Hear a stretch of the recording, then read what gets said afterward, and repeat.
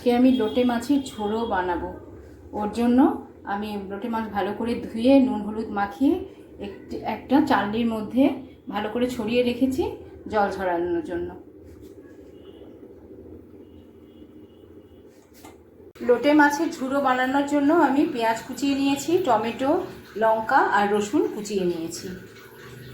গরম তেলে আমি পেঁয়াজগুলো ছেড়ে দিয়েছি, এগুলো এবার একটু ভাজা ভাজা করে নেব।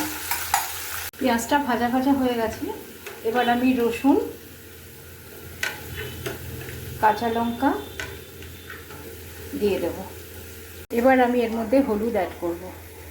এগুলো ভাজা ভাজা হয়ে গেছে, এবার আজ মাছগুলো আমি ভালো করে চেপে চেপে জল ছড়িয়ে প্যানে দিয়ে দেবো।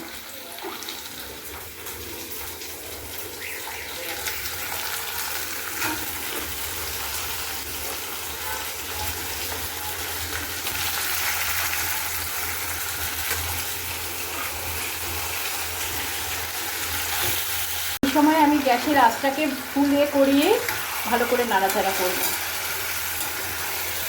নাহলে লোটে মাছ থেকে ভীষণ জল বেরোয়। দেখুন আপনারা কতটা জল ঝরেছে, আমি এটা ছাঁকনির মধ্যে রেখে দিয়েছিলাম, কতটা জল ঝরে গেছে মাছ থেকে।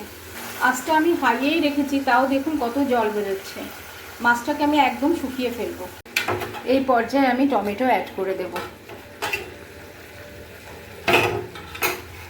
কত জল বেরিয়েছে, তাও আমি ছাঁকনিতে ছেঁকে তারপরে জল চেপে চেপে মাছটা আমি প্যানে দিয়েছি, তা সত্ত্বেও কত জল বেরিয়েছে।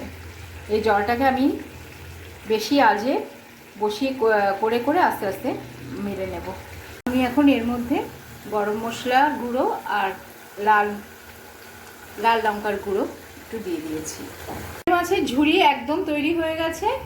এবার আমি ওপর দিয়ে ধনেপাতা গার্নিশ করে গ্যাসটা বন্ধ করে দেব, দিয়ে খানিকটা আমি স্ট্যান্ডিং টাইম দেব, তারপরে সার্ভ করে দেবো।